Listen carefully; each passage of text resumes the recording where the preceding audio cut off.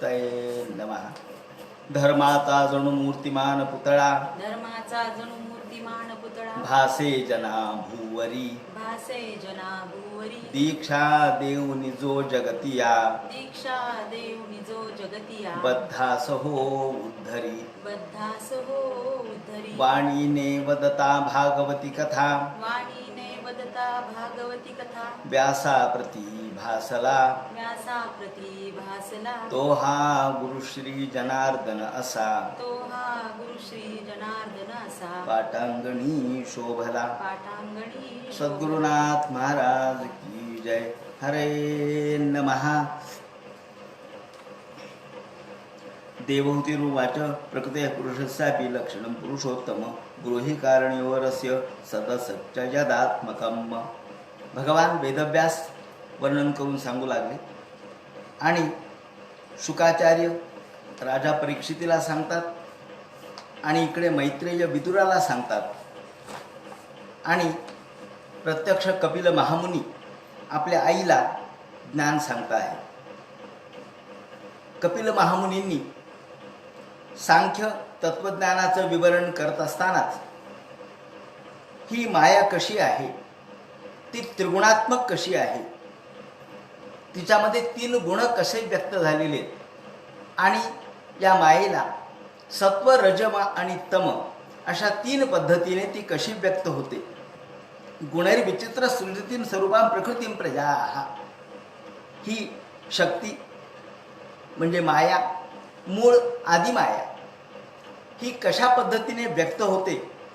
ही व्यक्त होत असताना 3 गुण तिच्यामध्ये प्रगट होतात आणि हे 3 गुण प्रगट झाल्याबरोबर विलोक्य मुळे सद्य स इह ज्ञान गुहया. ज्ञान झाकणारे अर्थात आवरण, ज्याला आपण अज्ञानाचं आवरण आणि विक्षेप या 2 गोष्टी मायेच्या शक्ती आहेत. म्हणजे माया ही प्रभाव दाखवायला सुरुवात करते किंवा मायेचं स्वरूप आपल्याला जर समजून घ्यायचं झालं तर आवरण आणि विक्षेप या 2 दृष्टीने मायेचं स्वरूप लक्षात येऊ शकतं. जिथे जिथे आवरण म्हणजे झाकलेपणा आहे, जिथे जिथे एखादी गोष्ट झाकली जाते, आवृत होते, त्यावेळेला ते मायेचं स्वरूप आहे असं समजावं. आणि माया ही ज्ञानाला झाकते म्हणजेच अज्ञान निर्माण करते आणि मोठमोठे ज्ञानीसुद्धा मोहे सद्यस्स इह, मोठमोठे ज्ञानीसुद्धा मोह पावतात. मोठमोठ्या ज्ञानाला देखील मायेचं स्वरूप कळत नाही. म्हणून तर मार्कंडेयाने भगवान शंकराला तुमच्या मायेचं स्वरूप मला दाखवा असं म्हटलं. माया तुमची मला दाखवा, माया दर्शन. आणि मग भगवंतांनी मुकुंद अवतार त्या ठिकाणी धारण केला. म्हणजे माया ही मोठमोठ्या लोकांना सुद्धा भ्रमित करते, चकित करते. ती त्यांचं मन देखील अनेकदा चंचल होतं मायेमुळे. आणि म्हणून ही ज्ञानगुहया, ही ज्ञान झाकणारी, ज्ञानावर आवरण टाकणारी, आवरण आणि विक्षेप ह्या 2 गोष्टी मायेच्या आहेत. त्यामुळे एवं पराविध्यानेनं हे सांगितल्यानंतर देवहूती म्हणते, हे देवा, तू मला सांगितलंच खरं, परंतु आता मला मायेचं सत आणि असत, म्हणून तर मायेला सदसत असं म्हटलंय, म्हणून ती अनिर्वचनीय म्हटलंय. माऊलींनी अनिर्वचनीय असा शब्द वापरलाय. माया कशी आहे तर अनिर्वचनीय. ती सत आहे म्हणावं तर ती सत्य स्वरूप कळाल्यानंतर दिसत नाही म्हणून ती असत आहे. बरं, असत म्हणावं तर ती अनुभवाला येते म्हणून सत आहे. मग ती कशी आहे तर सदसदात्मकम. सत आणि असत या दोन्हींनी युक्त आहे म्हणून ती अनिर्वचनीय आहे. मायेचं स्वरूप जाणत असताना तिला अनिर्वचनीय अशा प्रकारचं या ठिकाणी संज्ञा आपल्याला वापरता यावी लागते. कारण अनिर्वचनीयता म्हणजे शब्दांनी वाच्य नाही, कारण एका प्रकारची नाही, ती सदही आहे आणि असतही आहे.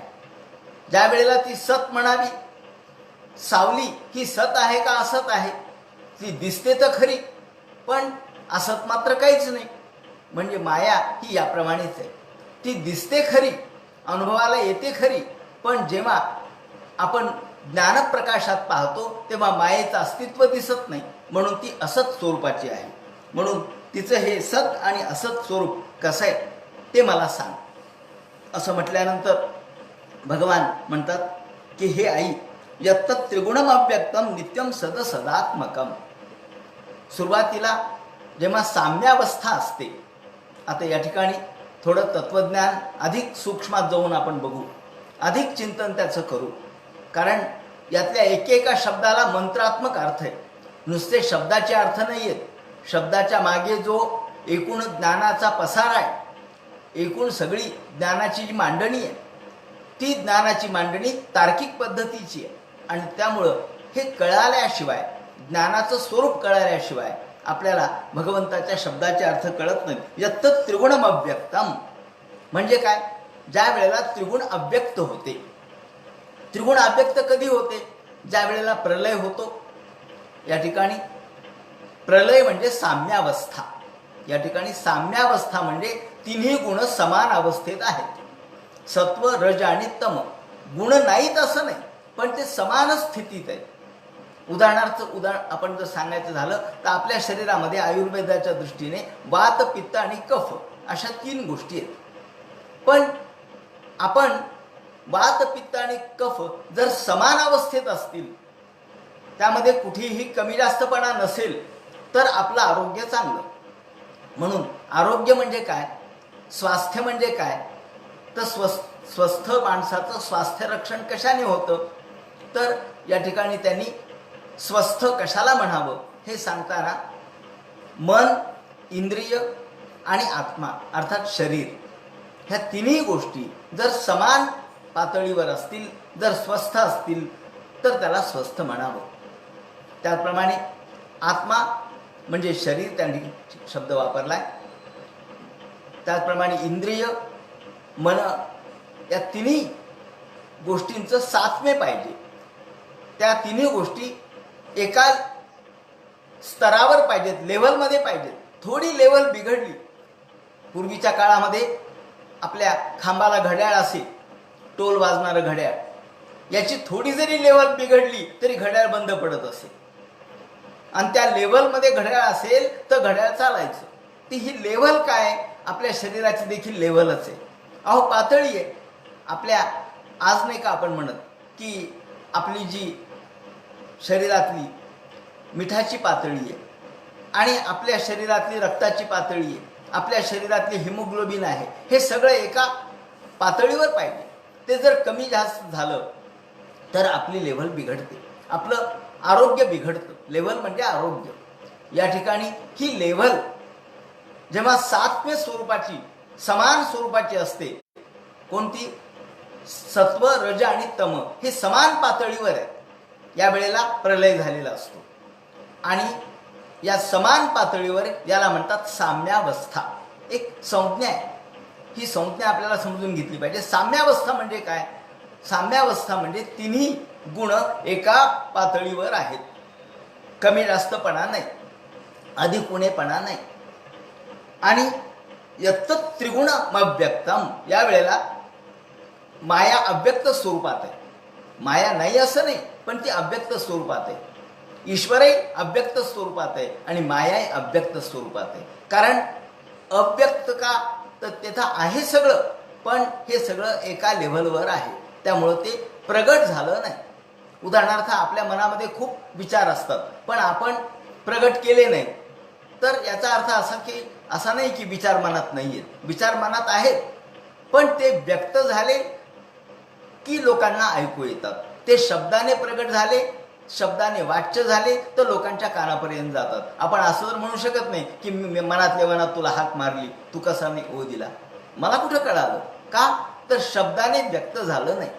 अव्यक्त स्वरूपामध्ये वाणी सुद्धा अव्यक्त स्वरूपात आहे. परा, पश्चंती आणि मध्यमा इथपर्यंत ती अव्यक्त स्वरूपात आहे. पण ती शब्दवाच्य झाली की ती वैखरी झाली, ती प्रगट झाली. पण तोपर्यंत वाणी नाही असं आपण म्हणू शकत नाही. वाणी आहे, पण ती अव्यक्त आहे.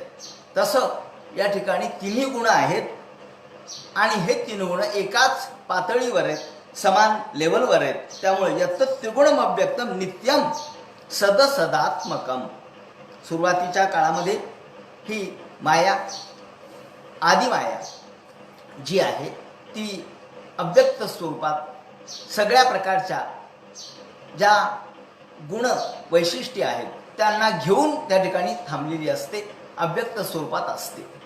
आणि ही माया, जी माया जिला प्रधान असा शब्द वापरला गेलेला आहे, ही प्रधान आहे. प्रधान पुरुषेश्वर ही प्रधान आहे. या वेळेला मायेचं नाव प्रधान असं दिलेलं आहे, कारण जेव्हा ती प्रगट होते तेव्हा ती प्रकृती होते.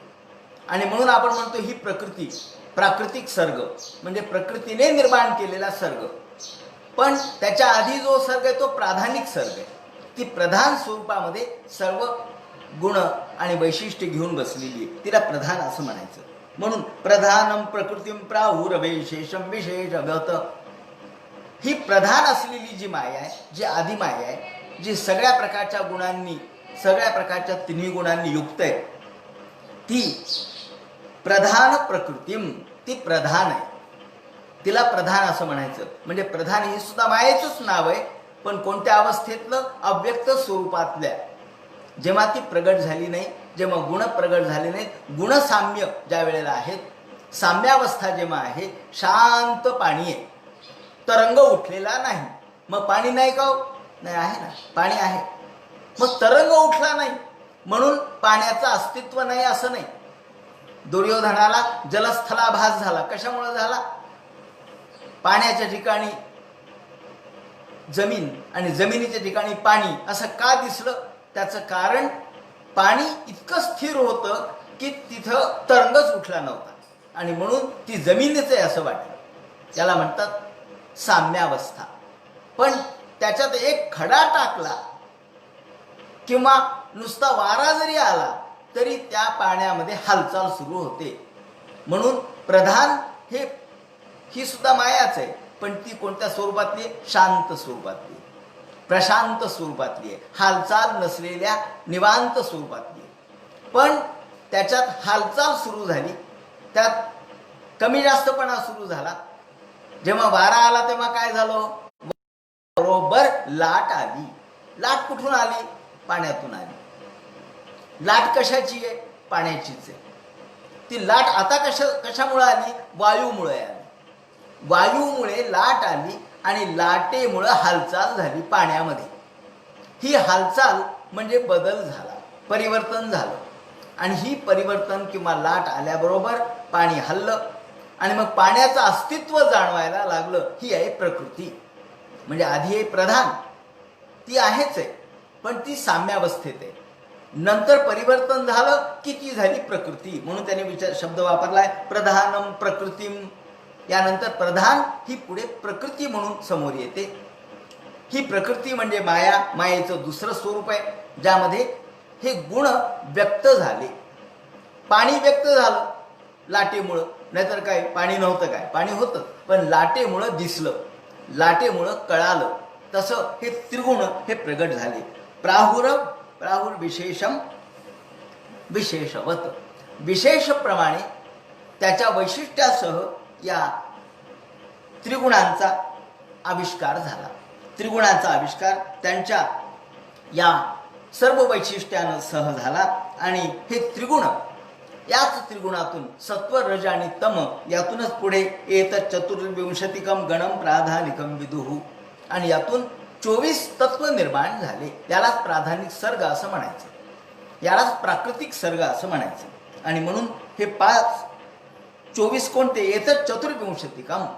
हे 24 म्हणजे पंचमहाभूत, पंच ज्ञानेंद्रिय, पंच कर्मेंद्रिय, पंच तन्मात्रा आणि मन, बुद्धी, चित्त, अहंकार. हे 24 जे तत्व आहेत ते याच त्रिगुणातून निर्माण झाले. आणि यालाच तुम्ही प्राधानिकम विदुः, हा प्राधानिक सर्ग, हा प्राकृतिक सर्ग. म्हणजे आधी असलेली आदिमाया प्रधान स्वरूपाची, नंतर प्रगट झाली प्रकृतीच्या रूपाने, आणि तिथून जो प्राकृतिक सर्ग सुरू झाला, प्रकृतीपासून निर्माण झालं, त्याला प्राकृतिक म्हणतात. आणि प्राकृतिकच्या नंतर वैकृतिक येतं, त्याचा विचार आपण करणार आहोत. पण आधी प्राकृतिक लक्षात घ्या. प्राकृतिक म्हणजे काय? या प्रकृतीपासून झालेलं. पंच महाभूत आणि पंचैव म्हणजे पंचमहाभूत, त्याचप्रमाणे पंच तन्मात्रा, पंचज्ञानेंद्रिय, पंचकर्मेंद्रिय, मन, बुद्धी, चित्त, अहंकार याप्रमाणे असे हे मिळून 24 तत्व प्रगट झाले. आता या ठिकाणी त्यांनी सांगितलं की भगवंत म्हणतात, हे आई, ही जी प्रकृती आणि पुरुष, सांख्य तत्वज्ञानामध्ये प्रकृती आणि पुरुष असे दोन स्वतंत्र मानलेले आणि हे स्वतंत्र यासाठी आहेत की आपल्याला प्रकृती हे सगळं कार्य करते अशी भूमिका सांख्य तत्वज्ञानाने घेतली. सगळं कार्य प्रकृती करते, सगळ्या गोष्टी प्रकृतीवरच अवलंबून आहेत आणि म्हणून गुण हे प्रकृतीचे वैशिष्ट्य आहेत आणि गुणावर या सगळ्या म्हणजे द्रव्यावर गुण अवलंबून आहेत. त्यामुळं हे द्रव्य 9 द्रव्य जे सांगितले त्या 9 द्रव्यावर जे गुण निर्माण झालेले आहेत, पंचमहाभूत, दिक, काल, आत्मा आणि मन, हे 9 द्रव्य मानलेत वैशेषिकांनी. तेच 9 द्रव्य, या 9 द्रव्यावर आधारित गुण आहेत आणि म्हणून गुण आणि द्रव्य याचा विचार या ठिकाणी केलेला आहे. हे आई, तुला मी सांगतो की प्रकृती आणि पुरुष हे 2 तत्व आहेत आणि प्रकृती ही सतत बदलणारी आहे, परिवर्तनशील आहे आणि पुरुष मात्र अपरिवर्तनीय आहे. प्रकृती ही विनाशी आहे आणि पुरुष मात्र अविनाशी आहे.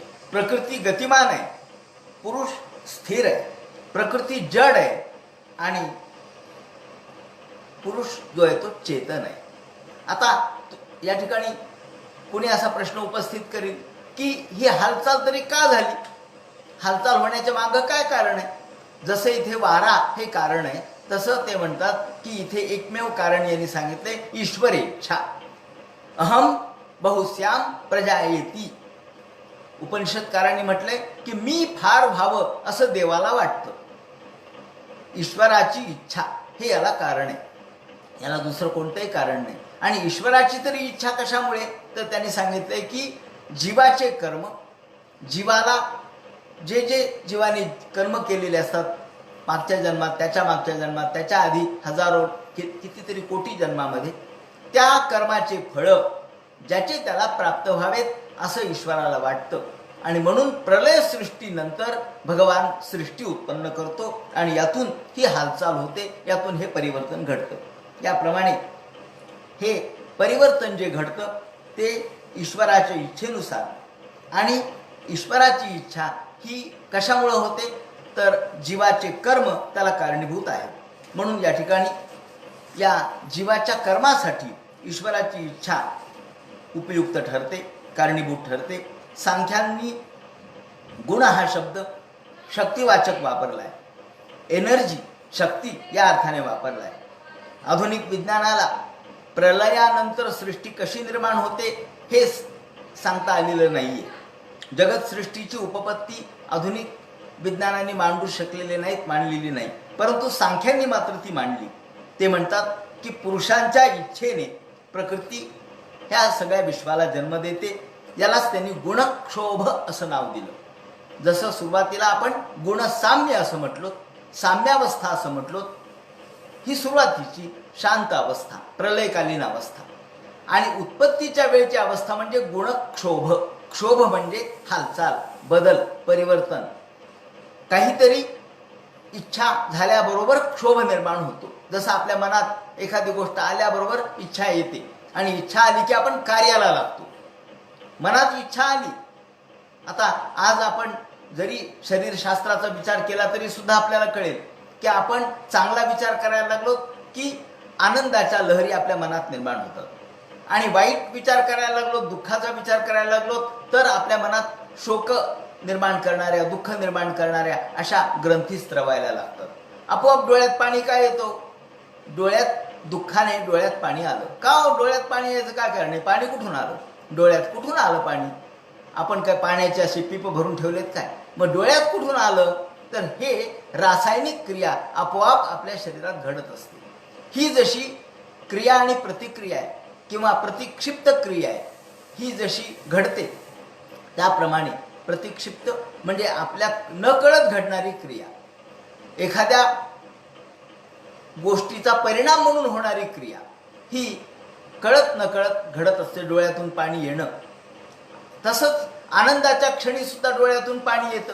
आनंदाच्या क्षणी सुद्धा आपल्या अंगावर रोमांच उभे राहतात. हे देखील प्रतिक्षिप्त क्रियाच आहे, ही रासायनिक क्रियाच आहे. त्याप्रमाणे ही हालचालच आहे, ही एका दृष्टीने ही सुद्धा हालचालच आहे. आणि अशा पद्धतीने इच्छा, भगवंताची इच्छा ही विश्वनिर्मितीला कारणीभूत ठरते. या ठिकाणी या विश्वनिर्मितीमध्ये रजोगुण, तमोगुण आणि सत्वगुण अशा 3 गुणांचे विवरण या ठिकाणी केलेले आहे.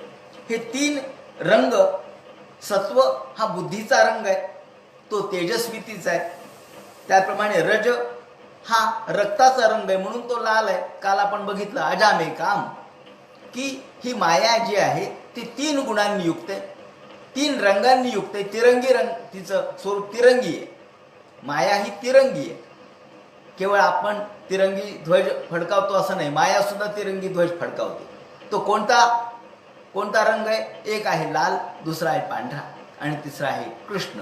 याप्रमाणे या 3 रंगातून म्हणजे 3 वृत्तीतून, 3 गुणातून ही सृष्टी निर्माण होते.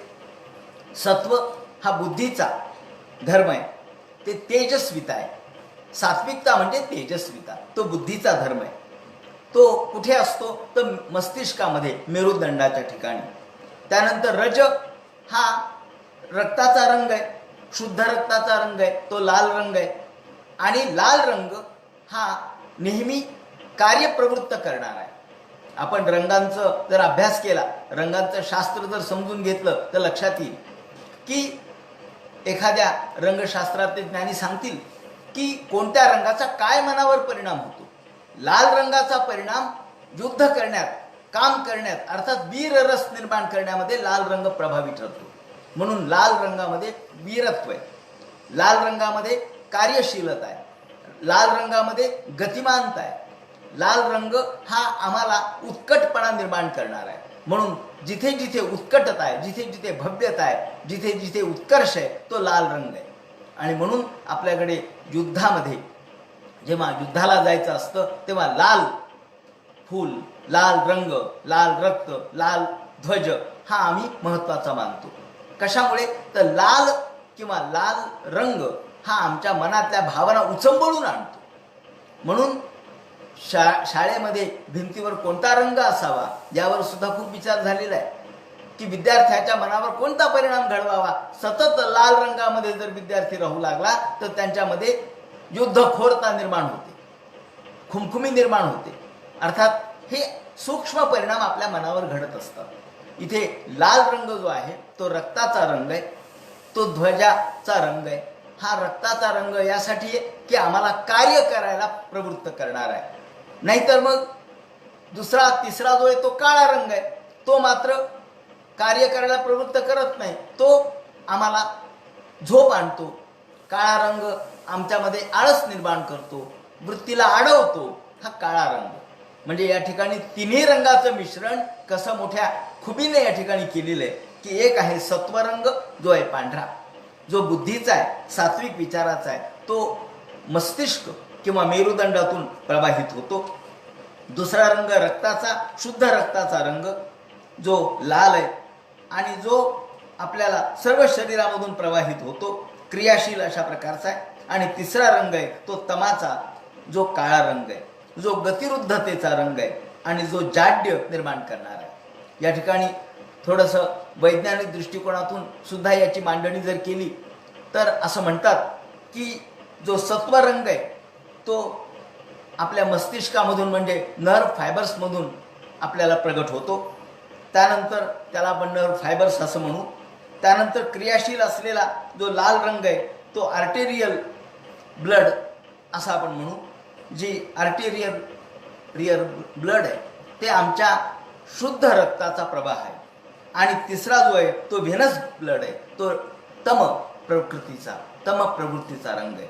नीला आणि रोहिणी ह्या ज्या आपल्या वाहिन्या आहेत, तेव्हा जो शुद्ध रक्ताचा प्रवाह आहे तो लाल आहे आणि अशुद्ध रक्ताचा प्रवाह हा त्यांनी काळ्या रंगात सूचित केलेला आहे. अशाप्रमाणे जर विचार केला तर नर्व फायबर्स, आर्टेरियल ब्लड आणि व्हेनस ब्लड अशा 3 दृष्टिकोनातून या जीवनाची मांडणी झालेली आहे. या रंगांची मांडणी झाली आहे, या गुणांची मांडणी झालेली आहे. आणि म्हणून हे जो रजो रंग आहे किंवा लाल रंग आहे तो मात्र जोडणार आहे. या दोन्हीला जोडणारा, वास्तविक पांढरा रंग आणि काळा रंग हे तर परस्पर विरोधी आहेत, पण याला जोडणार आहे तो लाल रंग आहे. म्हणून ब्रह्मदेव हा उत्पत्ती करणारा कशामुळे म्हटलं तर तो सगळ्या विश्वाला जोडतो, तो विश्व निर्माण करतो. काळा रंग मात्र सगळा विध्वंसक आहे, तो जाड्य आणणार आहे, तो आळस आणणार आहे, तो अडवणार आहे. आणि मग रजोगुण हा जोडणारा रंग आहे, तो समन्वयक आहे सगळ्यांचा. तो वायूचा रंग म्हणजे वायू, तेज आणि पृथ्वी. जर आपण पंचमहाभूताच्या दृष्टीने विचार केला, उपनिषदामध्ये 5 महाभूत सांगितलेच नाही, 3च सांगितले.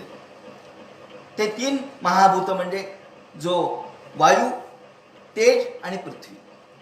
वायू, तेज आणि पृथ्वी अर्थात पृथ्वी तत्व हे तम आहे, तमप्रधान आहे. त्याप्रमाणे वायू तत्व हे रजोप्रधान आहे आणि सत्वगुण हा तेजप्रधान आहे. याप्रमाणे या तिन्हीचं एकत्रीकरण जेव्हा असतं तेव्हा साम्यावस्था असते आणि तिन्ही वेगळे झाले की वेगवेगळ्या पद्धतीने त्यातून सृष्टीची उत्पत्ती होऊ लागली, बदल होऊ लागला. आणि हा बदल झाला की आपोआपच आपल्याला सृष्टीची उत्पत्ती झाल्याचं चित्र दिसायला लागतं.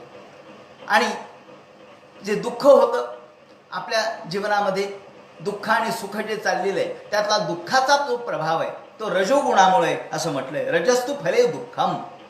रज ही प्रवृत्ती अर्थात खूप सूक्ष्मपणाने जर विचार केला तर रजो प्रवृत्ती म्हणजे काय, ऐश आराम, भोगवादी ही सगळी प्रवृत्ती रजोगुणाची. तेव्हा भोग, ऐश आराम, सुख, लालसा या सगळ्या गोष्टी रजोगुणाच्या आहेत. उत्पत्ती किंवा संतती व्हावी असं वाटणं हे रजोगुणाचे धर्म आहे. आणि म्हणून या रजोगुणातून उत्पत्ती आहे. म्हणून रजोगुणाचा प्रमुख ब्रह्मदेव मानलाय. ब्रह्मदेवाला म्हणजेच रजोगुणाला त्याचं मूर्तिमान रूप ब्रह्मदेव आहे आणि त्याचं सात्विक भगवंताचं विष्णू रूप आहे आणि तमोगुणाचं रूप हे महादेव आहे. अशा तिन्ही महादेवांची कल्पना, ब्रह्मदेव, महादेव आणि विष्णू यांची कल्पना या गुणाच्या आधारे करण्यात आलेली आहे.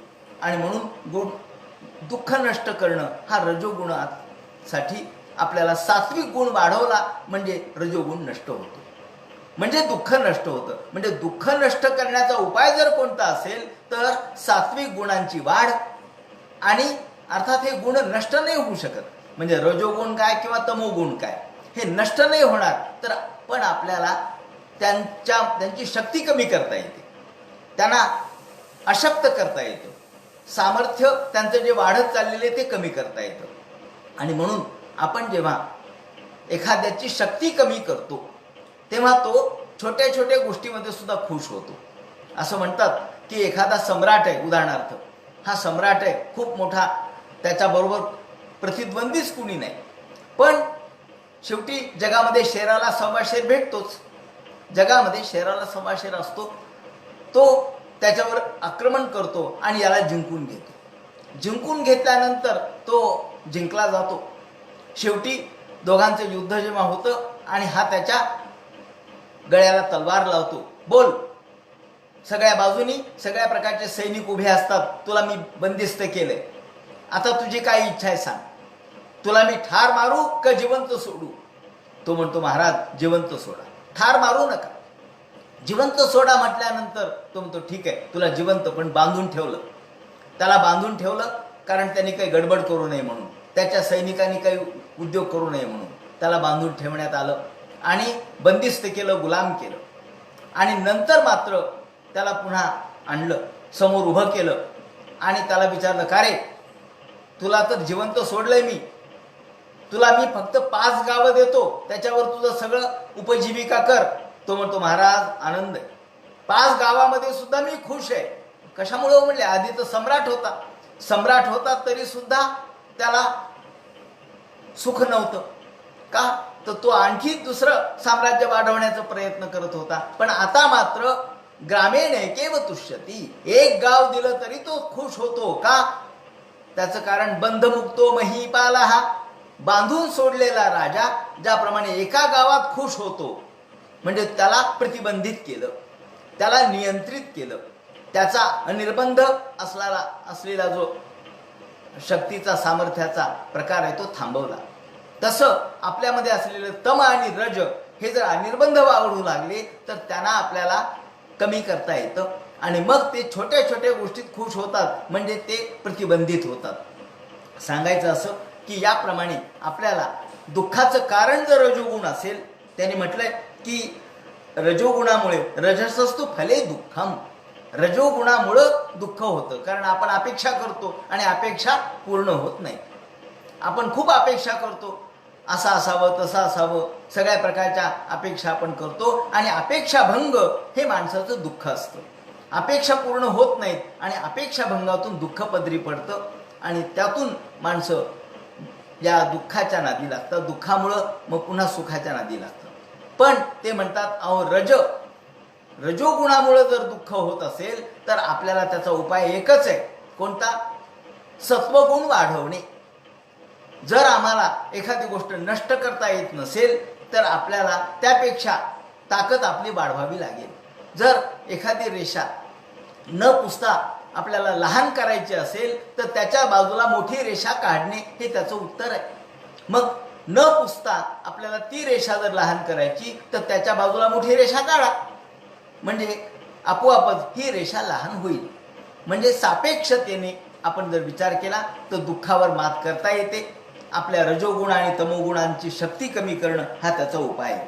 म्हणून ते म्हणतात हे आई, तुला मी आता यत्त त्रिगुणमव्यक्तम नित्यम सत सदात्मकम, ही माया कशी आहे तर सत आणि असत अशा स्वरूपाची आहे.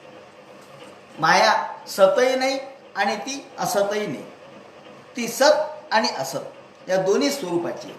आता या दोन्हीमध्ये सत म्हणजे जी खरी आणि असत म्हणजे खोटी. पण असत म्हणजे खोटी नाही, कारण असत याचा अर्थ केवळ भासित होणारी जी गोष्ट आपल्याला आज दिसते ती असतेच असं नाही. ती नंतरची जेव्हा नष्ट होते किंवा नंतर तिचा प्रभाव दिसत नाही त्यावेळेला आपल्याला ही माया नाही असं म्हणावं लागतं. पण जेव्हा ती अनुभवाला येते तेव्हा आहे म्हणावं लागतं. जोपर्यंत स्वप्नामध्ये आपण पाहतो, स्वप्न आपल्याला दिसतं. जोपर्यंत स्वप्नात आपण असतो तोपर्यंत आपल्याला स्वप्न खरं वाटतं. पण स्वप्नातून जाग झाल्यानंतर स्वप्न खोटं आहे. पण स्वप्न कधी खोटं आहे? जेव्हा जाग होऊ तेव्हा. म्हणजे स्वप्नातून जेव्हा आपण जाग होऊ तेव्हा स्वप्न खोटं आहे. पण स्वप्नात आहेत तोपर्यंत मात्र स्वप्न खरं आहे. त्यामुळं ही माया तोपर्यंत खरी आहे जोपर्यंत आपल्याला या मायेचं ज्ञान नाही. जेव्हा स्वस्वरूपाचं ज्ञान झालं की मग मात्र ही माया आपल्याला खोटी आहे हे कळतं. या मायेच्या दृष्टिकोनातून सत आणि असत. असत म्हणजे या ठिकाणी प्रत्यक्ष जेव्हा अनुभव येतो, ज्ञान होतं, तेव्हा माया ही दिसत नाही. म्हणून कथम सत सत जायते, त्यांनी शब्द वापरलाय नासतो विद्यते भागो. ही माया कशी आहे तर ती सुरुवातीला जाणवते जेव्हा अज्ञान अवस्थेमध्ये आम्हाला माया दिसते. पण अज्ञान अवस्था संपल्यानंतर ज्ञानप्राप्तीनंतर मात्र माया दिसत नाही. मायेचं स्वरूप आपल्याला मायेची जी कृती आहे ती आपल्याला बंधनकारक ठरत नाही. माया असू द्या परंतु तिची कृती बंधनकारक ठरत नाही. म्हणून ते म्हणतात की ही माया कशी आहे तर सदात्मकम. ही सदात्मकम असलेली सत आणि असत या माया आपल्याला दिसते. ती कशाहून प्रगटते तर कार्य कारण कर्तृत्वे कारणम प्रकृतीम विदुः. ही जी माया आहे ती कार्य कारण कर्तृत्वे, कार्य कारण आणि कर्तृत्व या दृष्टिकोनातून या ठिकाणी सांख्यानी मायेलाच सर्वस्व मानलंय. यात भेद सांगतो की सांख्य तत्वज्ञान आणि वेदांत याच्यातला भेद असा आहे की वेदांत्यांनी ईश्वराला कर्तृत्व ईश्वराकडे दिलेलं आहे. त्याचप्रमाणे या कारण म्हणजे काय? कारण शब्दाचा अर्थ तीन प्रकारचे कारण असतात. कोणते? एक आहे निमित्त कारण, दुसरे सर्वसाधारण कारण आणि तिसरे उपादान कारण. कारण कार्य कारण कर्तृत्वे. कारण म्हणजे काय? कारण शब्दाचा अर्थ असा की 3 प्रकारचे कारण या ठिकाणी कोणत्याही गोष्टीसाठी असतात. एक आहे ज्याला आपण निमित्त कारण असं म्हणतो, दुसरं आहे उपादान कारण आणि तिसरं सर्वसाधारण कारण. उदाहरण सांगायचं झालं तर उदाहरणार्थ एक कुंभार आहे, त्यांनी माठ घट तयार केले. आता माठ आणि घट तयार करणारा जो कुंभार आहे, तो कुंभार म्हणजे घट कोणी तयार केले याचं उत्तर असं येईल की घट हे कुंभाराने तयार केले. म्हणजे कुंभाराचा हात किंवा कुंभार हा त्याचं निमित्त कारण आहे. मग कुंभार नसता तर घट झाले नसते. म्हणजे कुंभार हा निमित्त कारण आहे. त्यानंतर घट किंवा माठ तयार होत असताना जे चाक फिरवलं जातं, जो मध्ये दांडा असतो किंवा दंडुका असतो, तो सर्वसाधारण कारण आहे. त्या चाकावरती फिरवलं जातं आणि मध्ये तो दांडा असतो, त्याप्रमाणे ते आहे सर्वसाधारण कारण. पण कुंभार आहे, चाक आहे, दांडका आहे, पण मातीच नाही, मग घट तयार होईल का? कसं घट तयार होईल? म्हणजे घट काय आकाशातून होईल का? नाही. म्हणजे माती हे तर पाहिजेच आहे. मग माती आहे तयार आणि कुंभार कोणताही चालेल का? हो, कोणताही चालेल. कुंभार काही अमुकच पाहिजे असं नाही, चाक अमुकच पाहिजे असं नाही. मग चाक कोणतंही चालेल, चाक कोणत्याही ठिकाणचं चालेल, कुंभार कोणताही चालेल, पण माती मात्र तीच पाहिजे. माती बदलता येणार नाही. माती हे काय? माती हे उपादान कारण. उपादान कारण म्हणजे मातीशिवाय घट नाही. कुंभार बदलता येईल, पण एक कुंभार नसेल तर दुसरा उपलब्ध होईल, पण माती मात्र पाहिजे. मातीला दुसरा पर्याय नाही. म्हणून माती ही मातीच आहे, ही उपादान कारण आहे की जिच्या आधारावर घट बनतो. म्हणजे जिचा घट बनतो, ज्या गोष्टीचा घडा बनतो, ज्याच्यापासून तो बनतो, त्याला म्हणतात उपादान कारण. आणि निमित्त कोण आहे? निमित्त कुंभार आहे. कुंभार हा निमित्त आहे आणि चाक वगैरे जे आहे ते सर्वसाधारण कारण आहे. अशा पद्धतीने 3 कारणं असतात. आता वेदांती काय म्हणतात? वेदांती असं म्हणतात, म्हणजे शंकराचार्य असं म्हणतात की भगवान हाच उपादान कारण आहे आणि भगवान ईश्वर हाच निमित्त कारण आहे. अभिन्न निमित्तोपादान कारण. आणि हाच नाथ संप्रदायाने हे तत्वज्ञान स्वीकारलेलं आहे. नाथ संप्रदाय असं मानतं, म्हणजेच वेदांत असं मानतो की हे जग भगवंतानी निर्माण केलंय आणि याच्यात भगवंतच भरून राहिलाय. तोच निमित्त कारण आहे आणि तोच उपादान कारण आहे. आणि सांख्य काय म्हणतं? सांख्य म्हणतं नाही, भगवान हा फक्त इच्छा करतो, भगवान फक्त त्याच्या दृष्टीसमोर हे चालतं, पण निमित्त मायाच आहे आणि उपादानही मायाच आहे. हा फरक वेदांती आणि सांख्य याच्यामध्ये आहे. अर्थात यात कोण खरं कोण खोटं हा मुद्दा नाही आहे. मुद्दा एवढाच आहे की तत्वज्ञान कशा पद्धतीने चालतं, तत्वज्ञानाचा विचार कशा पद्धतीने होतो. या ठिकाणी उपादान कारण आणि निमित्त कारण हे माया आहे असं सांख्य म्हणतात आणि उपादान कारण आणि निमित्त कारण भगवान आहे, ईश्वर आहे असं वेदांती म्हणतात. याप्रमाणे कार्य कारण कर्तृत्वे अशा पद्धतीने हे वेदांती आणि सांख्य याच्यातला फरक आपण लक्षात घेतल्यानंतर मग आता लक्षात येईल की सांख्यानी कशामुळे असं म्हटलं की याचं निमित्त कारण माया आहे. हो, तेच समजलं, पण उपादान कारण सुद्धा माया कशामुळे? तर ते म्हणतात अहो जग जर असत असेल, माया सुद्धा सत आणि असत आहे आणि जग सुद्धा सत आणि असत आहे. पण ईश्वर असत आहे का? नाही, ईश्वर असत कुठे आहे? ईश्वर तर सतच आहे, तो सत्य स्वरूपाचा आहे. आणि मग जर आपण मगाशी किंवा काल पाहिलं की कारण हे कार्यरूपामध्ये अस्तित्वात असतं, हा सिद्धांत आहे. कारण हे कार्यरूपामध्ये अस्तित्वात असतं. जर कारण कार्यरूपात अस्तित्वात असतं, नासते विद्यतो भावः नासतो विद्यते भावो असं गीतेत म्हटलंय की मा कथम सतः सत जायते, असं विचार केलाय की मग जर भगवान सत असेल तर जग असत कसं असू शकतं, हा मुद्दा आहे या ठिकाणी चिंतनाचा. की जर भगवान सत्य आहे, ईश्वर सत्य आहे, तर मग त्याने निर्माण केलेलं जग आणि त्यांनी या ठिकाणी उपादान कारण म्हणून प्रगट केलेलं जग हे असत्य कसं असू शकतं, ते सत्यच असायला पाहिजे. आणि मग यांनी का ही भूमिका घेतली हे कळतं. माया त्या स्वरूपाची, त्यामुळं जग सुद्धा सत आणि असत स्वरूपाचं आहे. ते जोपर्यंत ज्ञान होत नाही तोपर्यंत सत आहे, आणि ज्ञान झाल्यावर मात्र ते असत आहे, खोट आहे. म्हणून सत आणि असत या ठिकाणी वापरला. आणि या दृष्टीने या त्रिगुणमव्यक्तम, जोपर्यंत ज्ञान होत नाही तोपर्यंत सत वाटतं, तोपर्यंत खरं वाटतं.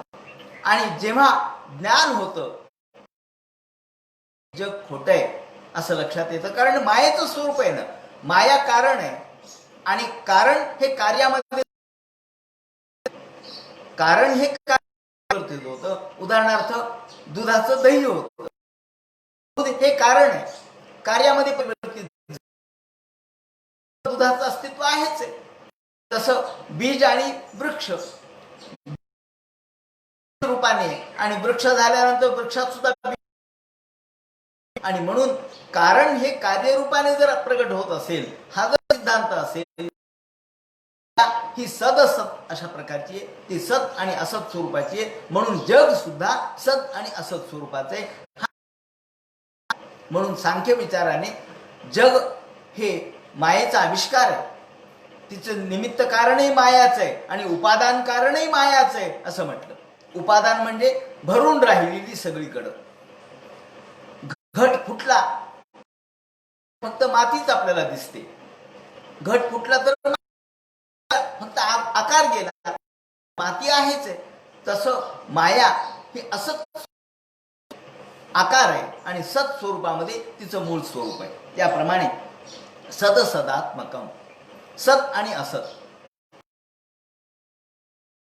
काही काळ टिकणार, त्याला असत म्हणायचं. असत म्हणजे खोटं नाही, असत म्हणजे काही काळ टिकणार. याला अभाव ही संकल्पना या ठिकाणी मांडलेली आहे. अभावाची संकल्पना ही, अभाव काय आहेत तर अभाव जे आहेत, ज्याला उदाहरण सांगायचं झालं तर हे जग कसं आहे तर सत आणि असत आहे असं त्यांनी म्हटलं. सद सदात्मकम, माया माया सत आणि असत स्वरूपाची, ईश्वर आहे सत आणि असत स्वरूपाचा. या ठिकाणी ईश्वर सत असत नाहीये, ईश्वर सत स्वरूपाचा, माया मात्र सदसत आणि जग मात्र सदसत, अशा पद्धतीने हा सांख्य विचार आहे. आता हा सांख्य विचार लक्षात घेत असताना त्यांनी सदसदात्मकम असं म्हटलं. तेव्हा असत कशाला म्हणायचं, या ठिकाणी अभावाची संकल्पना जर लक्षात घेतली, अभाव म्हणजे काय, अभावामध्ये साधारणतः 5 प्रकार आहेत. कोणते, एक आहे प्रागभाव. आता या ठिकाणी जग निर्माण होण्याच्या आधी जग होतं का, नव्हतं. जग निर्माण होण्याच्या आधी म्हणजे आता लक्षात घ्या, एखादी वस्तू निर्माण झाली नाही, त्याच्या आधी ती वस्तू होती का, नव्हती, कारण ती निर्माणच झाली नाही म्हणून ती नव्हती. म्हणजे एखादी वस्तू निर्माण होण्याच्या आधी तिचा अभाव असतो, म्हणून जग निर्माण होण्याच्या आधी जगाचा अभाव होता, म्हणून त्याला म्हणतात प्रागभाव. दुसरा प्रकार आहे जग आणि ते नष्ट झालं. एखादी वस्तू निर्माण झाली म्हणजे उदाहरणार्थ आपण माठ निर्माण केला, माठ निर्माण होण्याच्या पूर्वी माठ नव्हता, माठ निर्माण झाला आणि नंतर आणता आणता तो फुटला. माठ निर्माण झाला, तो आपण हातात घेतला आणि आणता आणता फुटला. आता काय झालं, आता झालं प्रध्वंसाभाव. माठ होता का, हो, माठ फुटला, हा झाला प्रध्वंसाभाव. म्हणजे माठ नव्हता, निर्माण झाला, तो प्रागभाव आहे, म्हणजे पूर्वीचा अभाव. नंतर माठ होता पण फुटला, तो झाला प्रध्वंसाभाव. तसं जग निर्माण झालं नव्हतं, तो झाला प्रागभाव. जग निर्माण झालं म्हणजे जग राहिलं. जसं भागवतामध्ये पहिल्या श्लोकात म्हटलंय, जन्माद्यस्य येतो मयादितरतश्चार्थेष्वभिज्ञस्वराट. जन्माला येण्यापूर्वी जग, त्यानंतर जन्म झाला जगाचा. हा जगाचा जन्म झाला पण काही काळच राहिला, कारण ब्रह्मदेवाच्या दृष्टीने जग फार कमी काळ आहे. जसा घट निर्माण झाला आणि आपल्या हातातून फुटला, फुटल्यानंतर तो नष्ट झाला, पण तो होता का नाही? होता. पण नंतर प्रध्वंसाभाव म्हणजे नष्ट झाला. आधी प्रादभाव आहे, मग प्रध्वंसाभाव आहे. नंतर अन्योन्याभाव. अन्योन्याभाव म्हणजे आपण ज्याला म्हणतो की घोडा म्हणजे गाढव नाही आणि गाढव म्हणजे घोडा नाही, बैल म्हणजे गाय नाही आणि गाय म्हणजे बैल नाही. हा झाला अन्योन्याभाव. म्हणजे तसं जग म्हणजे ईश्वर नाही आणि ईश्वर म्हणजे जग नाही, ज्याप्रमाणे याला म्हणतात अन्योन्याभाव. त्यानंतर चौथा आहे प्रत्यक भाव.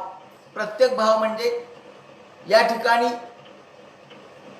एखादी वस्तू आपण एका ठिकाणी नाही म्हणून ती नाही असं म्हणू शकत नाही, ती दुसरीकडे. आपण एखादी वस्तू उचलून दुसरीकडे ठेवली का, हो किल्ली जागेवर आहे का? नाहीये. मग कुठे आहे? मग नाहीच आहे का? नाही आहे, पण ती दुसऱ्या जागेवर आहे. ती दुसऱ्या जागेवर ठेवण्यात आली, मिसप्लेस झाली.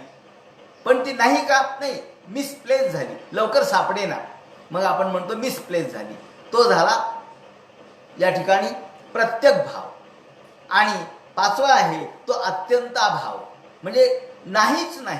जसं सशाला शिंग असं म्हटलं की सशाला शिंग आले, तुम्ही म्हणताल असं होऊच शकत नाही, सशाला कधी शिंग येऊ शकत नाही. एखाद्या सशाला शिंग येऊ शकत नाही. त्याप्रमाणे आकाश म्हणजे फुल आहे, आकाशाला फुल आलं. अहो आकाश काय झाड आहे का? आकाशाला फुल कसं येईल? खपुष्प. खपुष्प संकल्पना, सस्यशृंग संकल्पना ही काय? अत्यंत अभावाचं उदाहरण आहे. आणि म्हणून आपण अभावाच्या दृष्टिकोनातून विचार केला तर जगाच्या बाबतीत प्रादभाव आणि प्रध्वंसाभाव हे आपल्याला लक्षात घ्यावे लागतील. या दृष्टीने जग निर्माण होण्यापूर्वी माया होती, नंतरही माया आहे आणि जग नष्ट झाल्यावरही माया आहे. याला म्हणतात अभाव संकल्पना. आणि म्हणून माया ही जशी सत आणि असत स्वरूपाची आहे, ती सत आहे आणि असत स्वरूपाची सुद्धा आहे, त्याप्रमाणे जग सुद्धा दिसतं तोपर्यंत सत आहे आणि जेव्हा आपण ज्ञान आपल्याला प्राप्त होतं तेव्हा ते असत आहे, तेव्हा ते खोटं आहे, आभासात्मक आहे. एखादी गोष्ट आपण बघतो ती आपल्याला खरी आहे असं वाटतं, पण जेव्हा जवळून बघावं, अरे आपण म्हणतो रात्रीच्या वेळेला अंधारामध्ये आपल्याला एक खांब आहे, समजा उदाहरणार्थ एक खांब आहे, तो खांब म्हणजे माणूस आहे असं वाटलं. एक जण म्हटलं का हो तिथे एक माणूस उभा आहे का हो? अंधारात मला माणूसच दिसला. मग आपण बत्ती आणतो, बॅटरी आणतो, मोठा लाईट आणतो, अरे नाही नाही नाही खांब आहे. मग इथं काय झालं? माणूस दिसला पण तो होता का? नाही. म्हणजे जेव्हा तो दिसला तेव्हा तो खरा वाटला, तो झाला असत भाव. पण असत कधी वाटला? जेव्हा उजेड आणून पाहिलं तेव्हा तो खोटा आहे असं लक्षात आलं. याला म्हणतात सत आणि असत. तो आधी सत वाटला म्हणून भीती वाटली, म्हणून भय वाटलं, परंतु प्रकाश आल्यावर, पाहिल्यावर, बॅटरी आणल्यावर तो असत आहे म्हणजे खांब आहे हे लक्षात आलं. माणूस नाही, खांब आहे. त्याचं असत्य किंवा असत्य स्वरूप आपल्याला प्रत्ययाला आलं. याला म्हणतात असत. मग आता इथे सत आणि असत, जग सत आहे का असत आहे? ते सदसत आहे. अज्ञानावस्थेत सत्य, ज्ञानावस्थेत असत्य. माया कशी आहे? सदसत स्वरूपाची आहे आणि म्हणून ती अनिर्वचनीय आहे. म्हणून हे आई, ही माया सदसत स्वरूपाची आहे आणि म्हणून या मायेला आपण सदसतात्मकम असं म्हणतो. याप्रमाणे अव्यक्त असलेली ही माया, मूळ माया, मूळ प्रधान हा स्वरूपामध्ये जेव्हा ती प्रकृती स्वरूपामध्ये प्रगट होते तेव्हा ती व्यक्त होते आणि व्यक्त झाली म्हणजे लोकांना दिसते, लोकांना कळते, कार्यरूपाने लोकांच्या समोर येते. ती कारण रूपाने तीच आहे आणि कार्यरूपाने तीच आहे. म्हणून अशा पद्धतीने हे 24 तत्व तुला मी सांगितले. आणि सन्निवेशो मया प्रोक्तो यः कालः पंचविंशकाः. आणि इथे काळ हा 25वा आहे असं स्वतः कपिल महामुनी म्हणतात.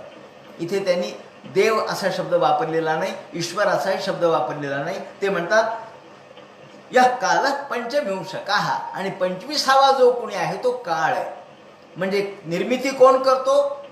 निर्मिती माया करते, पण त्याला प्रेरणा देतो काळ. मग या काळाला तुम्ही ईश्वर म्हणा किंवा न म्हणा, परंतु काळ ही संकल्पना या ठिकाणी कपिल महामुनींनी वापरली. सन्निवेशो मया प्रवृत्तो या काल पंचविंशकाः, हा 25वा काळ याला कारणीभूत आहे.